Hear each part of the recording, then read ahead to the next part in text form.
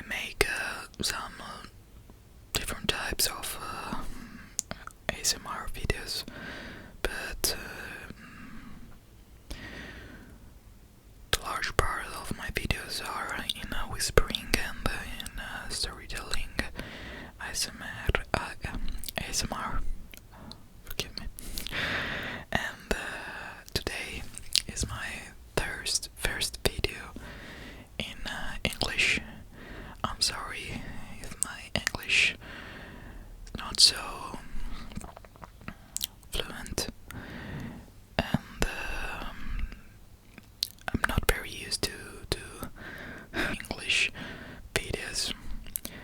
So, but today I'm reading you a short story from this book, this magazine from Firenze. It is a literary magazine, and just within this magazine are both Italian and English. So this is my whispering, and this is my soft spoken. This is my voice, and well, I think we can begin. But first of all, there will be a spot, and I will count from 3, 2, 1, and that's it. So I hope you will enjoy my first video in English, and the spot will start soon in 3, 2, 1. Spot.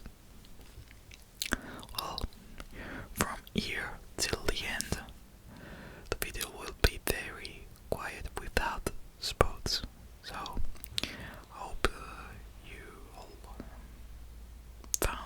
will find relaxing this video, and maybe for English training I'll do some other videos next few months. Okay, let's begin. Sorry for my pronunciation. Okay. Today's stories is called 17 million words. In Italian 17 milioni di parole, from Edgardo Franzosini. And this is the not picture, but illustration, I don't know, the drawing.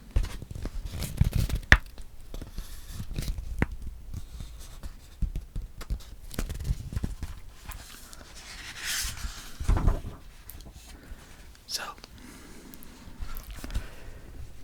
let's go.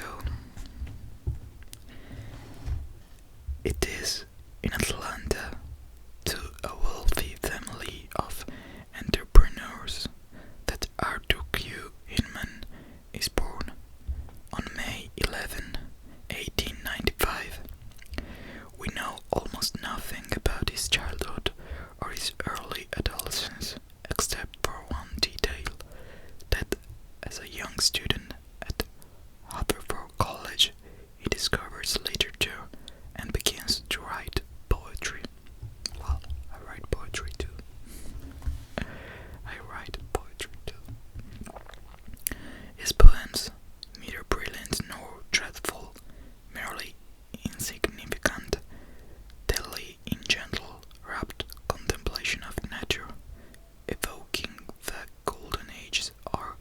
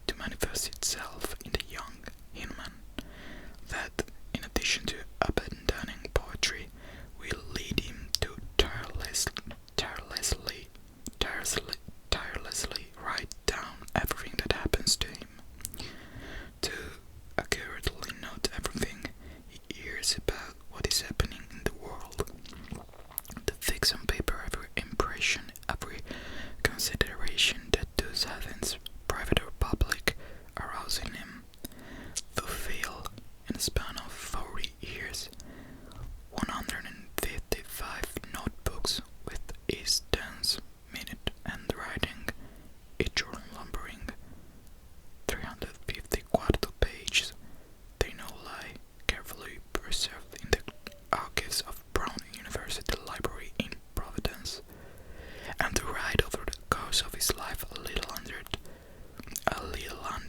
17 million words. Arthur's desire to devote as much time as possible to writing initially clashes with an obvious but mortifying problem, namely the difficulty of not being able to neglect, beyond what was permissible, the great number of obligations, tasks, and activities that constitute the dense, complex fabric of everyday life, the least of which in his case were his responsibilities as a student, a sudden illness that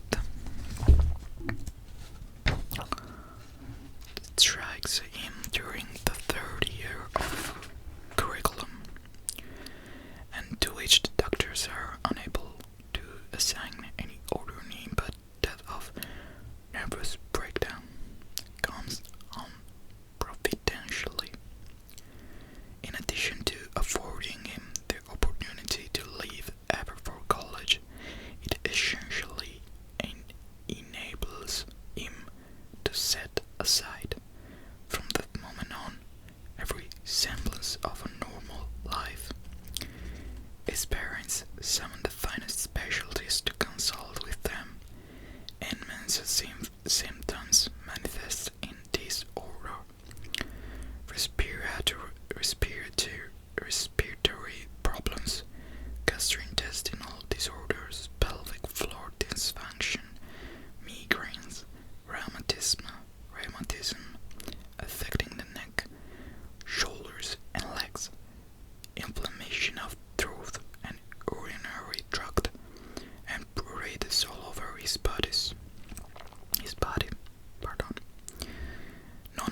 None of the 34 doctors by whom his examined ventures a clear, unequivocal diagnosis. When it comes to asserting that the reasons that seem to force him to write without ever stopping, however, they are all in agreement. Edmund's ailment as a specific name, hypergraphia, a form of epilepsy that attacks the temporal lobe of the brain, namely the part that controls speech. What is not explained in the fact that what is not explained is the fact that while those suffering from hypergraphia usually compose soundless, uncoherent, and often delirious text, or fill page after page with indecipherable words in an alphabet or language known only to them. Arthur's writing, in effect, displays an orderly form, correct syntax, and spelling, and unquestionably logical, coherent content. Yours on, the dismayed doctors conclude, is suffering from a severe intoxication, a kind of poisoning caused by a dogged sense of observation and an uncontainable introspective vocation. The need for peace and solitude, factors that are indispensable in such circumstances, which should have driven him to distant, isolated places. A cabin on top of Mountain Washington, a lighthouse off New England's coast,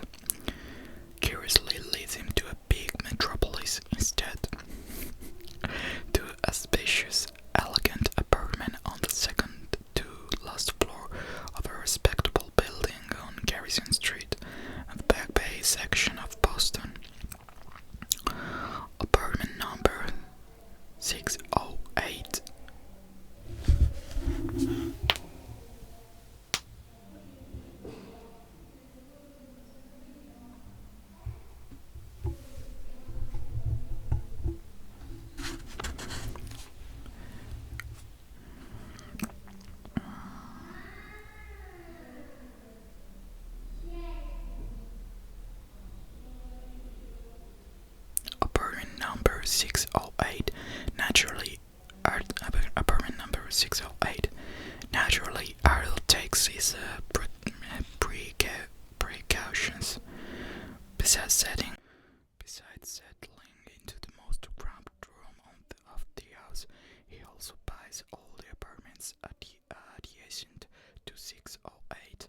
That way, he thinks there will be no danger of having even the most fleeting or faintest of noises disturb him, or worse yet, interrupt him while he's engaged in that activity that by now wholly absorbs every bit of his energy. In the room are a bed, an armchair, and a folding table that doubles as a nightstand, nothing else. Evie blue velvet drapes cover the only window, light being a real pain for his delicate nervous system. A host of household assistants is charged with seeing to the numerous chores of everyday life in his place. There is one who bathes him, another who dresses him, and some who spoon-feed him. Lying in a bed or sitting in the armchair in his pajamas or robe, a notebook resting on his knees and a pen in his hand, Arthur spends his days committed to the effort, as he likes to say, of transforming everything into writing.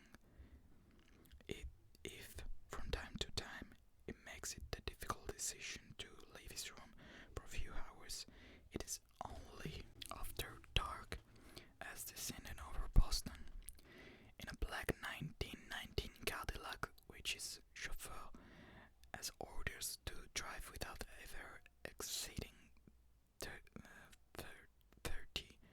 mph, like kilometers in Italy. Inman rides through the streets of the city, making note of what is progressively worsening vision, and the lampoon's artificial light enable him to see beyond the car windows glass. The self is not enough. Arthur writes one day on the first page of a notebook. It's just begun. For some time now, a conviction has been growing in him to keep alive and nourish that persistent desire of his to write, to enrich and expand the universe of words that he is patiently constructing. The horizon of oneself is no longer sufficient. I don't know. There is a need, he realizes, to go beyond oneself, beyond that room plunged in darkness and silence, without, of course, leaving it. The sober, authoritative pages of the Boston Globe and the Sentinel Ledger, and the more popular ones of the Boston Herald, will presently carry an AD that reads as follows: Wanted, talkers and readers, interest in having a new, unusual, stimulating, exciting experience, $5 an hour to provide company for an invalid writer, conduct, and so on. The discovery of baby Lindbergh's body, the first attempt to escape from Alcatraz, the explosion of a molasses tank in a Boston neighborhood, the appointment of Adolf Hitler as Chancellor of Germany, Ted Williams' 400 batting average, the Japanese attack of the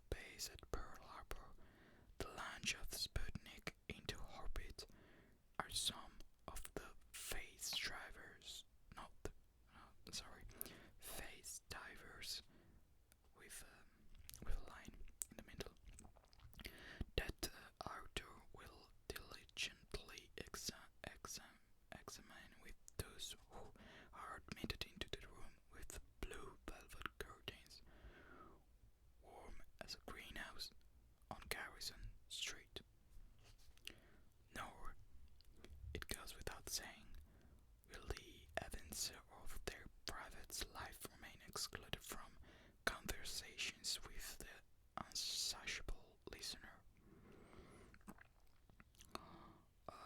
Not even the most intimate secrets, the most painful confessions, the most delicate revelations. Inman writes everything down, day after day, page after page, notebook after 5 migraines this morning and 7 this afternoon, accompanied by nausea and vomiting, or toxic sleeping pills. They didn't do much. More and more often, Arthur finds himself having to mention details like this. His eyes are increasingly intolerant of light, persistent pain, the hypo. He writes despondently. He writes despondently, incessant, incessant contractions of the eyelids or highlights. I don't know. His ears are ever more sensitive to noise. He is particularly tormented by the din of the city traffic, which from the street rises up to page to apartment 608 through walls, windows, and drapes. At the height of exasperation, Inman orders his attorneys to bring a suit against the city of Boston pardon. Thought meetings, talks, negotiations conclude with what the city's administrators, perhaps not all too altogether wrongly, consider an extraordinary concession. Yeah. When he is told the outcome of the dispute, Arthur sets aside his notebooks for a few hours, goes down to the street, and in his silk robe, holding a can of paint in one hand and a brush in the other, gets on his knees on the asphalt in huge, carefully aligned letters arranged in a column. He starts tracing the words slow, slow, slow from the entrance to the apartment house to the corner of St. Botolph Street. The years go by and the aching or etching cramps in the fingers of his right hand, particularly the thumb, index, and middle fingers, as expected, become for Arthur aching or aching spasm, piercing pains that by midday are already progressively transmitted to the arms, neck, shoulders, back, and hips. He now takes 11 sleeping pills each night, but even when sleeping, he dreams of writing, and when he wakes up, he realizes that he dreamed of writing. For some time now, he's been in the habit of keeping a Colt M1911 under his pillow. If in the course of the day I can manage to put down the pen for a few minutes, it is only to take up this magnificent weapon. Its presence gives me such comfort. He pens in a script that has never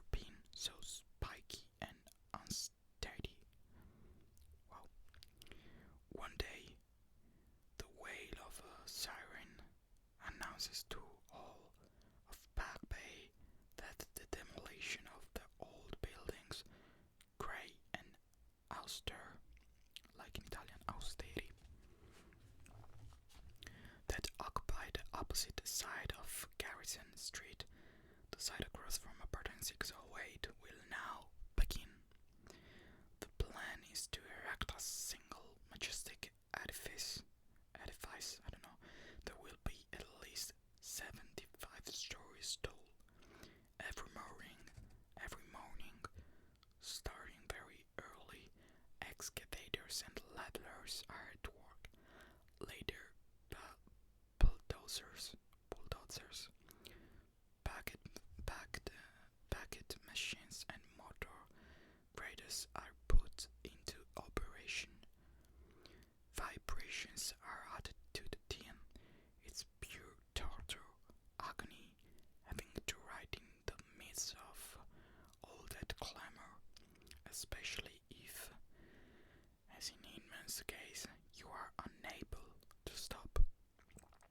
One morning, at the conclusion of yet another miserable, sleepless night, as he grips the cold in his hands and stares at it, waits it, stares at it some more, strokes it, a shot is inexplicably fired from the pistol.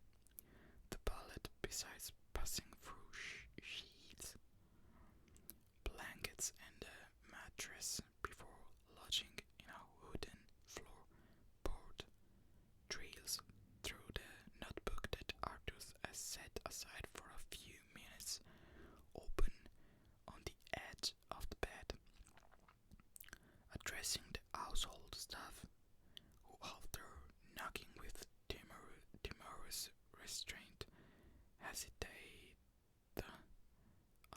Pardon, just a second. Addressing the household staff, who, after knocking with timorous restraint, hesitate undecided in the room's doorway. They may not enter without their unfortunate master's permission. Hinman asks, "Doesn't it look like a period?"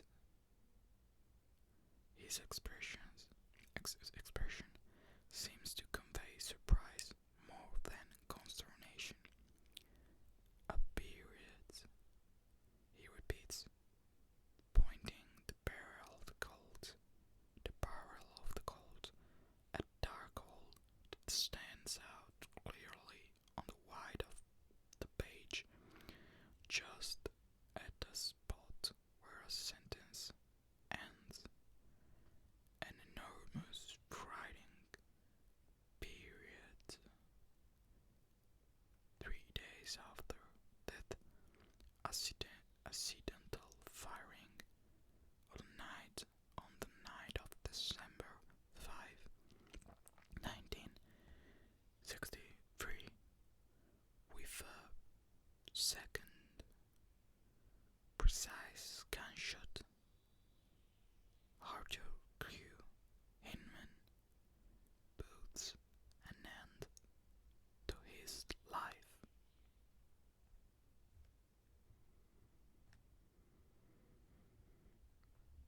I don't know.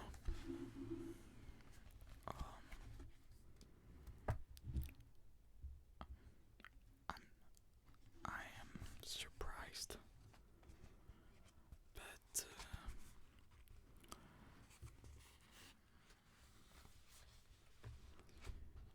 well,